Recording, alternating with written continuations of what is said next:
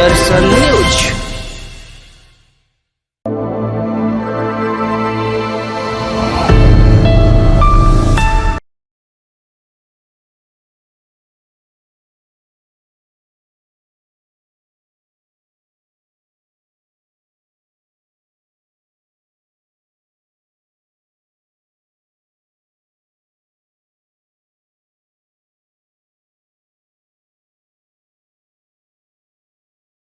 नमस्कार, स्वागत है आप सभी का 2030 के भारत के इस खास कार्यक्रम में।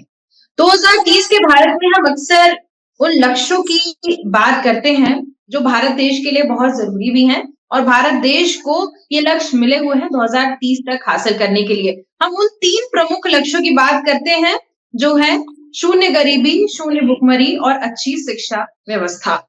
हमारे साथ अलग-अलग चेहरे जुड़ते हैं, उनके विचार हम जानने की कोशिश करते हैं कि आखिर वो 2030 के भारत को लेकर क्या सोचते हैं? क्या 2030 तक इन लक्ष्यों की प्राप्ति हो पाएगी या फिर नहीं?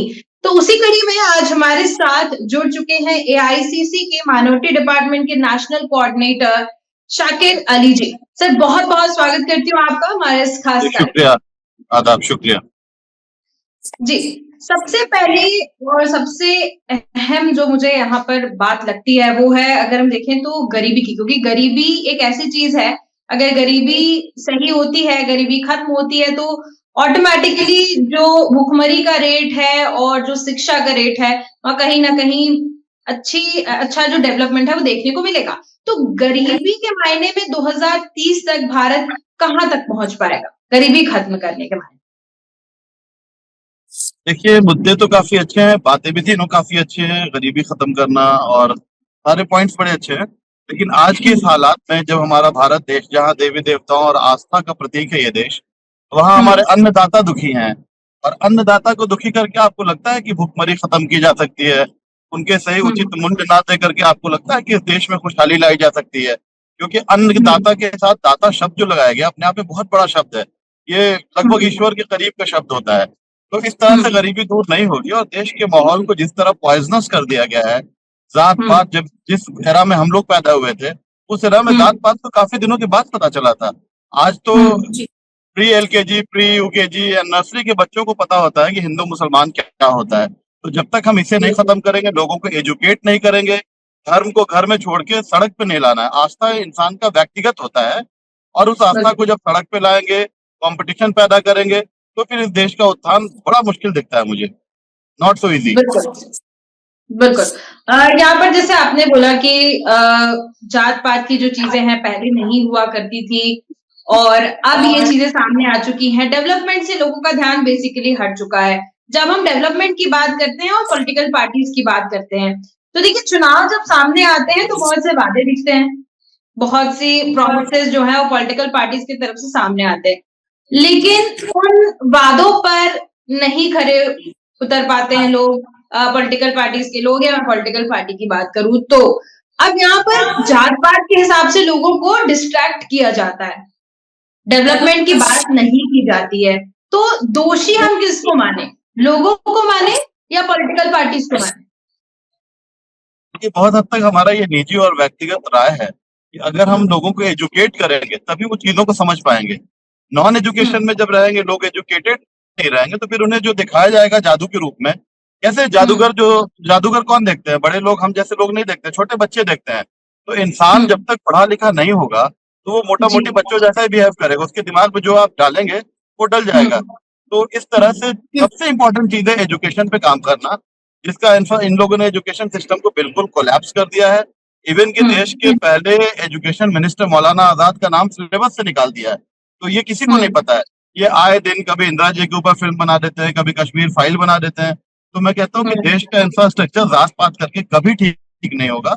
आपको सबसे पहले इंसानियत पे काम करना ही होगा, जो इस देश में शुरू से इस देश को पूरे दुनिया में जाना गया है, लोकतंत्र के लिए, एकता और अखंडता के लिए, मोहब्बत का प्रतीक है भारत। आज भी देखिए दुनिया की कई अजूबों में एक अजूबा आगरा ताजमहल है जो मोहब्बत का प्रतीक है। जी, बिल्कुल, बिल्कुल। सर, आपने एजुकेशन की बात कही। ज़ाहिर तौर पर अगर देश में शिक्षा व्यवस्था सही होगी, एजुकेशन सही होगा तो उसका इम्पैक्ट हमें गरीबी और भुखमरी पर भी देखने को मिलेगा। लेकिन अमूमन एक चीज़ देखी चुनाव आता है तो जो तमाम पॉलिटिकल पार्टीज होती है, कई तरह के वादे किए जाते हैं। एजुकेशन को लेकर बात बहुत ही कम या फिर मैं ये कहूँ कि ना के बराबर देखने को मिलती है। किसी के भी स्कीम्स में एजुकेशन को लेकर ना उतनी ज्यादा बात की जाती है, ना उतना ज्यादा तवज्जो दी जाती है इस चीज को। तो क्या लगता है आपको, अभी की जो सिचुएशन है, अभी का जो सिनेरियो है और जिस तरह से जो वादे किए जाते हैं, क्या इंडिया में जो इस वक्त एजुकेशन मिल रहा है वो अच्छा एजुकेशन मिल रहा है? फिलहाल का जो एजुकेशन है वो किस तरह का है और किस तरह से सिचुएशन होनी चाहिए एजुकेशन को लेकर? देखिए, आज की अगर पॉलिटिकल बात खत्म कर दें तो आज की वर्तमान सरकार बेसिकली एजुकेशन में भी जात पात ला दिया। उसका सीधा टारगेट एएमयू में होता है, आपका जेएनयू पे है, जहां गरीब बच्चे पढ़ पा रहे हैं, जामिया पे है। ये किसी तरह का भी पॉइंट आउट करके वो चाहते हैं कि रजिस्ट्रेशन उनका खत्म कर दें। तो हर चीज का ध्रुवीकरण करना, जात पात करना, ये मेरे ख्याल से एजुकेशन से 10 साल कोई छोटा वक्फा नहीं होता है। दिल्ली में 10 साल से सरकार है, वो छोटे छोटे चलो रेवन्यू बांट रहे हैं, लोगों को अच्छा लगता है, 200 यूनिट फ्री, ये फ्री वो फ्री, बट सुनने में लुभावना लगता है। आप उनसे पूछिए, एक यूनिवर्सिटी दिल्ली में आज तक नहीं खुला है। स्कूलों को उन्होंने सिर्फ पेंट किया है, कोई नई बिल्डिंग नहीं है। उसका रंग रोगन कर देना एजुकेशन सिस्टम को ठीक करना नहीं कहा जाता है, उन्हें काम करना पड़ेगा। शीला जी के इतिहास को जाके देखना पड़ेगा। मैं बहुत पीछे नहीं जाता हूँ, ऐसे बीजेपी चली जाती है आदिकाल में, महाभारत और रामायण की बात करने लगती है।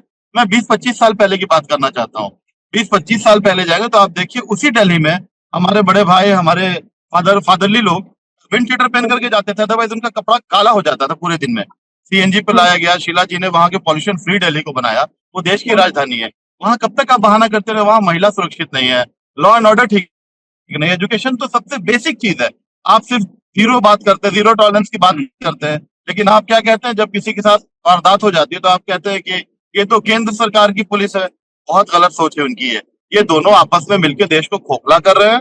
आज तक इन्होंने दिल्ली के फ्लाईओवर्स में या किसी भी डेवलपमेंट में एक नट बोल्ट भी नहीं लगाया है। यहाँ पर देखिए, जैसे कि आपने बात करी कि स्कूल की बात हुई कि एक भी स्कूल नहीं खुल रहे हैं, कॉलेजेस नहीं खुल रहे हैं।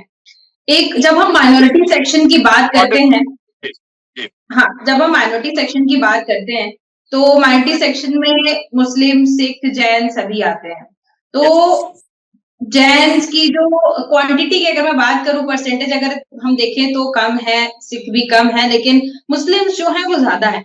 अब यहाँ पर ये सर्वे निकल के आया है और देखा जा रहा है कि जो एजुकेशन का लेवल है वो इस पर्टिकुलर, अगर मैं मुस्लिम्स की बात करूं तो कम है, एजुकेटेड कम है, और है अगर तो फिर वो बड़े हाई क्लास है। वो अगर पढ़ लेते हैं तो वो हाई क्लास तक पहुंच जाते हैं और कुछ ना कुछ मुकाम हासिल कर लेते हैं। लेकिन जिनको शुरू से एजुकेशन नहीं मिल पाती है वो वहीं के वहीं रह जाते हैं, और ये पूरा उनका जनरेशन बाय जनरेशन चली आती है ये सारी चीजें। इस वजह से वो पूरी जो एक तरीके से पूरा परिवार कहें, पूरा खानदान कहें, वो अनएजुकेटेड की ऐसी श्रेणी में आता जा रहा है। और इस वजह से जो नॉन एजुकेटेड की जो तादाद है वो बढ़ती जा रही है। तो मैं यहाँ पर गलती किसकी मानूं? आखिर लोगों का ये कहना है कि शिक्षा तो हिंदू, मुस्लिम और सबके लिए एक ही है, तो फिर ये पर्टिकुलर सेक्शन जो है वो पढ़ क्यों नहीं रहा है? वेरी ट्रू, बहुत ही शानदार सवाल है आपका। देखिए, इसके पीछे बेसिक चीज ये रहा है कि जहां तक हमारी अपनी समझ है, देश में आपने कभी नहीं सुना होगा कि जैनियों के खिलाफ दंगा हुआ। आज ईसाइयों के खिलाफ हो रहा है। कभी नहीं सुना होगा कि बौद्ध लोगों के खिलाफ दंगा किया गया, ईसाइयों के, महावीर के खिलाफ, जितने भी लोग हैं जो सिख सेगमेंट्स आते हैं माइनॉरिटीज में, उनके खिलाफ ने दंगा हमेशा मुसलमानों के खिलाफ किया गया, क्योंकि इनकी आबादी ज्यादा है और इनके लिए पहला पहला जो इनका पॉइंट ऑफ व्यू, जो इनका पहला रिक्वायरमेंट हो जाता है वो ब्रेड एंड बटर हो जाता है, रोटी हो जाता है। इसलिए वो एजुकेशन से दूर रहे, और इसमें सरासर गवर्नमेंट की गलती रही है। जब आप किसी को सुरक्षा नहीं देंगे, जब बहू बेटियां रोड पे निकलेंगी नहीं, चाहे वो किसी धर्म जात की हो, जब रोड पे निकलने से उन्हें ये मान लिया जाए कि भाई वो कमजोर है, वो महिला है, उनके साथ आप रोड पे उनको टीज करें, उनको परेशान करें, तो कैसे पढ़ पाएंगे? इसलिए मुस्लिमों को सुरक्षा की बड़ी कमी रही है। आजादी के बाद जब पार्टीशन हुआ, पार्टीशन के बाद से ही बड़े मुश्किल वक्त से कांग्रेस ने इन चीजों को संभालने की कोशिश की, लेकिन इससे बहुत सारी कमी मुस्लिम लीडर्स की भी रही है। अब तक के जो लीडर्स जो कौम के नाम पे राजनीति करते हैं, चाहे वो किसी पार्टी में हो, उन लोगों ने कम्युनिटी के लिए कुछ नहीं किया है, तो देश के लिए तो खैर दूसरी बात है। पहले जो जैसे मौलाना आजाद, इन्होंने सिस्टम देश के लिए बनाया, एजुकेशन सिस्टम बनाया, सारा जितने सारे विद्यापीठ वगैरह हैं, जितने सारी चीजें हैं, वो मौलाना आजाद ने बनाया। उसके बाद के जी जनरेशन में जितने लीडर्स भी आए हैं, वो कम्युनिटी के लिए कुछ नहीं कर पाए। तो एक कम्युनिटी जो डरा हुआ कम्युनिटी था, जिसे आज भी रोज साबित करना पड़ता है कि मैं भारतीय हूँ, रोज सर्टिफिकेट देना पड़ता है, वो एजुकेशन की तरफ तब जाता है ना जब उसका मेंटल पीस होता, कूल होता, काम होता। उसे तो रोटी की बिल्कुल। जरूरत पड़ गई। इसलिए मैं हमेशा मुसलमानों को कंपेयर करता हूँ बिहार वासियों से, क्योंकि बिहार के लोगों का पूरे देश में सम्मान, या तो वो टॉप पे होते हैं या फिर नीचे वो लेबर क्लास का काम करते हैं। बिल्कुल तो बिल्कुल से वैसे ही होते हैं, या तो टॉप पर है या वो लेबर क्लास में है। बिल्कुल बिल्कुल। ये जो आपने बात कही ना कि मैं उत्तर प्रदेश को भी इसमें इंक्लूड करना चाहूंगी। उत्तर प्रदेश का जो कुछ हाँ, सेक्शन ऑलमोस्ट है ऑलमोस्ट लाइक दैट। वो, हाँ, इवन वो ईस्टर्न भी यूपी, उसमें इवन ऐसा ही वेस्टर्न है। यूपी में भी एजुकेशन नहीं है जी। हाँ, और ये भी देखा गया काफी टैलेंटेड लोग होते हैं वहाँ के, लेकिन उनको अपॉर्चुनिटीज बहुत कम मिलती हैं। सबसे बड़ी राइट, बात ये है राइट। कि देखिए, उत्तर प्रदेश और बिहार की देखिए तो वहाँ पे इंडस्ट्रीज और कंपनीज की अगर हम बात करें तो है ही नहीं एक तरीके से। नोएडा को अगर हम एक एक्सेप्शन में कर ले तो उसके बाद कोई भी ऐसा आपको शहर नहीं मिलेगा जहाँ पर एम्प्लॉयमेंट क्रिएट हो रहा हो, है ही नहीं। वहाँ के बिल्कुल, लोग पूरे नहीं है, माइग्रेट बिल्कुल होते नहीं। हैं, माइग्रेट होते हैं। राइट, और सबसे बड़ी बात वहाँ के लोगों का ये कहना है कि कोई भी सरकार आई हो, कितने भी वादे किए हो, लेकिन वहाँ के लोगों के लिए काम नहीं हुआ है, ज़ीरो समझिए। तो मैं इसमें ये जानना चाहती हूँ आपसे कि आपके इस पे क्या विचार है? बिल्कुल सही कहा आपने। ऑलमोस्ट इधर 10-15 साल से जब हम लोगों ने कायदे से होश संभाला है, तो हम लोगों ने देखा कि हुँ, पहले जब छोटे हुआ करते थे तो मोहल्ले में, कॉलोनीज में जहां भी रहते थे, वहां खबर हुँ, आती थी पेपर में कि आज वैकेंसीज निकले हैं। कई जगह पता चलता कि भाई पड़ोस के उन भैया का नौकरी लग गया। अब तो नौकरी नहीं लगता है। गवर्नमेंट सेक्टर में तो हुँ, जॉब पेंडिंग है। प्राइवेटाइज कर रहे हैं, वो सारी चीजों को प्राइवेटाइज कर रहे हैं, सेल आउट कर रहे हैं, which is not good. India एक छोटी सी कंट्री नहीं है। India is a very hmm, big democratic country, और यहाँ तो आपको गवर्नमेंट एम्प्लॉयमेंट लाना पड़ेगा। आज भी हमारी सोच ऐसी है कि अगर गवर्नमेंट एम्प्लॉय है तो उसकी शादी बड़ी आसानी से हो जाती है। प्राइवेट सेक्टर वाले बिल्कुल। लोग जल्दी शादी भी नहीं करते अपनी बेटी की किसी से। तो इन हुँ, चीजों को ध्यान में रखते हुए जिस तरह इन्होंने अग्निवीर पैदा कर दिया, जिस देश में हमारे लोग भर्ती होते थे नौकरी पैसे के लिए नहीं, अपने भारत माँ की रक्षा के लिए माँ समझ के आदमी वहां भर्ती होते थे, वो बहाल खुद को करते थे। लेकिन हर चीज को हुँ, प्रोफेशनल कर देना, इसराइल और अमेरिका के ट्रेंड पे चलना, which is not good. Bharat हमारा ऋषि मुनियों का, पवित्र सूफी संतों का देश है। यहाँ तो हुँ, इंसानियत के साथ इंसानियत के लिए बात करना होगा। मन की बात हुँ। करने से कुछ नहीं होने वाला है। यहाँ जन की बात करनी होगी। सर, एक और मेरा सवाल ज़हन में उठ रहा है बार-बार। जी, पॉलिटिकल पार्टीज का ऐसा आरोप आता है इंडियन नेशनल कांग्रेस के लिए कि कांग्रेस ने स्थिति ऐसी बिगाड़ दी कि उसको सुधारने में इतना टाइम लग रहा है। मतलब इतना समय लिया और स्थिति को पूरा तहस-नहस कर दिया कि सुधारने में हम लोगों को इतना टाइम लग रहा है। तो पहले सुधारेंगे तब तो डेवलपमेंट करेंगे। इसको लेकर आप क्या कहेंगे? Very true. ऐसा भी कुछ ऐसा नैरेटिव बनाया जाता है कभी कभी, विच इज नॉट गुड। मैं बताऊं कि हुँ, कांग्रेस पार्टी ने उस वक्त देश को टेक ओवर किया था, इस वक्त देश में हुँ, एक सुई बनाने की कारखाना भी, फैक्ट्री तो बहुत बड़ी चीज हो गई। कोई इंडस्ट्री नहीं, कुछ भी नहीं था। और जात पात हुँ, सभी भेदभाव को मिटाते हुए लोगों को एम्प्लॉयमेंट देते हुए हरित क्रांति किया गया, अनाज फसल उगाया गया जहां देश में खाने को अनाज नहीं था। कांग्रेस पार्टी हुँ, में उस पार्टी का एक छोटा सा कार्यकर्ता भी होकर के अगर मुझे मौका मिलेगा तो मैं उस हुँ, कार्यकर्ता के पद पे रह के उस पार्टी की सेवा करूंगा, क्योंकि वो देश हित में है। उसने हमारे पूर्वजों के द्वारा मैंने सुना है, हमारे पूर्वज कोई माफी वीर नहीं थे, वो क्रांतिकारी जी, लोग थे। हमारे पूर्वज अंग्रेजों के चाटुकार नहीं थे। और आज की जो सत्ता है, आप देखिए ना डेवलपमेंट क्या कर रही है। राम मंदिर करते थे, वो भी बना, उसमें भी छेद है, पानी लीक हो रहा है। ये बात करते हैं, हुँ, लंबी लंबी बात करते हैं, लेकिन आप ये देख लीजिए कि इनका डेवलपमेंट क्या है। मस्जिदों में जाके शिवलिंग निकाल रहे हैं। आपको लगता है गवर्नमेंट का ये काम होता है? इसके लिए आर्कियोलॉजिकल सर्वे है, और वो भी मंदिर ढूंढने के लिए नहीं है, पुरातत्व विभाग हुँ, प्राचीन इतिहासों को ढूंढने के लिए है। ये हर जगह सारा हुँ, काम छोड़ के जात पात में लगे हैं, सारे मस्जिद में शिवलिंग निकाल रहे हैं। मैंने तो एक बार डिबेट में कहा भी था कि आप पूरे देश की मस्जिदों को ले लें, लेने के बाद आप देश हित हुँ, में काम शुरू करें, क्योंकि नौजवानों को मंदिर मस्जिद नहीं, नौकरी चाहिए, एजुकेशन चाहिए, महिलाओं बिल्कुल, को सुरक्षा चाहिए। करेक्ट। इस दिशा में गवर्नमेंट काम नहीं कर रही है। जी, बिल्कुल। सर, एक सवाल मेरे मन में आ रहा है। जैसे आपने कहा कि आज़ादी के बाद कांग्रेस के हाथों में ये देश आया था और कांग्रेस ने कहीं न कहीं ज़ीरो से शुरुआत की है, इस देश के लिए काम किया है। तो जिस तरह से ज़ीरो से कांग्रेस ने इस देश को ऊपर उठाया है और डेवलपमेंट किया है, एक सवाल मेरे मन में कि अगर ज़ीरो से शुरुआत करने के बाद, देश के लिए काम करने के बाद, आज ये स्थिति क्यों है कि लंबे समय से कांग्रेस को दोबारा मौका नहीं मिला? बहुत अच्छी बात है, क्योंकि जो लेटेस्ट गवर्नमेंट आई थी वो शुरू में एन केन प्रकार किसी तरह टेक्नोलॉजी को धोखा देके वो आ गई।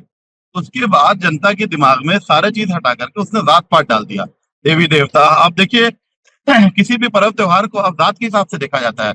आज दिल्ली में भी बीजेपी का क्या एजेंडा है, वो दिवाली और होली में गैस सिलेंडर देंगे, तो क्रिसमस में और ईद में नहीं देंगे। तो उनका दिमाग फ्री का मामला जात पात चल रहा है, और जात पात करके ही वो काम सोच रहे, चल रहा है तो चला रहे हैं, लेकिन ये लंबे समय तक नहीं चलने वाला है। काट की हांडी बहुत दिन तक नहीं जलती है, तो इनका समापन होना तय है, और बहुत जल्द, क्योंकि हमारा देश यहाँ पर जैसे आपने बोला ना कि दिल्ली में ऐसा एजेंडा चल रहा है कि होली और दिवाली पे करेंगे और ईद और क्रिसमस पे नहीं करेंगे। कांग्रेस पार्टी को लेके लोगों के मन में ऐसा कंसेप्शन है कि कांग्रेस पार्टी सिर्फ और सिर्फ मुस्लिम्स पर फोकस करती है, ऐसा कुछ नहीं है? बिल्कुल बिल्कुल सही सवाल है आपका। देखिए, अगर ईद में और बकरीद में और क्रिसमस में अगर ये गैस सिलेंडर देते, तो मैं कहता कि आप होली और दिवाली में भी दीजिए। भारत 5 उंगलियों का देश है, 5 उंगली समान नहीं होते, अलग अलग होते हैं, गुलदस्ता का देश है। एक भी फूल आप हटा के आप चाहें एक रंगा बना दे, तिरंगा हटा के, ये हम कभी नहीं होने देंगे। हम तिरंगे को प्यार करने वाले हैं, तिरंगा देश में कभी नहीं चलने देंगे, और अंतिम सांस तक अपने देश के सभी हिंदुस्तानियों की लड़ाई लड़ते रहेंगे। आपको रिजर्वेशन देना है तो जात पात हटा करके आप रिजर्वेशन दीजिए ना, एजुकेशन में दीजिए। आप एजुकेशन में रिजर्वेशन दीजिए, सबसे इंपॉर्टेंट चीज है, गरीबों को एजुकेशन दीजिए, फ्री फूड दीजिए। बहुत सारे कंट्रीज में फ्री मेडिसिन है, आप उस तरफ काम नहीं कर रहे हैं।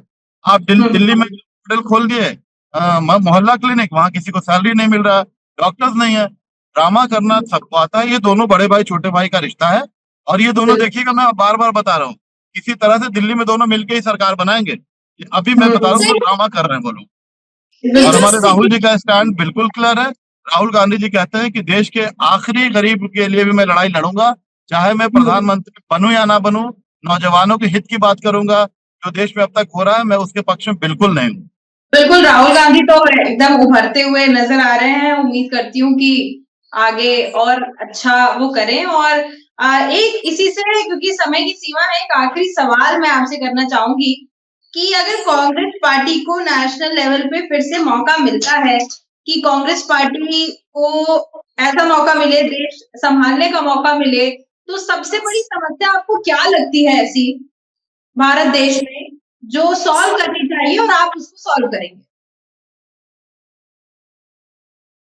देखिए, सबसे बड़ी कोई एक समस्या नहीं, इन्होंने अनेकों समस्याओं के देश को कर्ज में डुबा के रख दिया है। जब वो कहते थे कि रुपया गिरता है तो हमारा दिल नहीं लगता है, हम मौत के करीब आ जाते हैं। बहुत सारे पैरामीटर्स को एट अ टाइम करना पड़ेगा, और उस काम को करने में कांग्रेस पार्टी सक्षम है। सबसे बड़ी जो देश की एकता अखंडता इन्होंने खत्म कर दी है। हर चीज में जात पात है। आज किसी का एक्सीडेंट होता है सड़क पे, तो चेक किया जाता है कि मरने वाला किस जात का है। इंसान नहीं चेक किया जाता, फर्स्ट एड नहीं किया जाता है, वो देखा जाता है कि एक्सीडेंट करने वाले दोनों का जात क्या है। ये शर्मनाक स्थिति आ गई है। बहुत सारे पैरामीटर्स पे काम करना पड़ेगा। एजुकेशन पे मैं बार बार कह रहा हूँ, education is the most important parameter. जब तक हम एजुकेटेड नहीं होंगे, अपने धर्म को भी नहीं समझ पाएंगे, क्योंकि जाहिल आदमी को जो बताया जाएगा वो वही समझेगा। तो so many parameters are there, और मुझे लगता है कि we are very much capable, और हम लोग बड़े आसानी से देश को वही।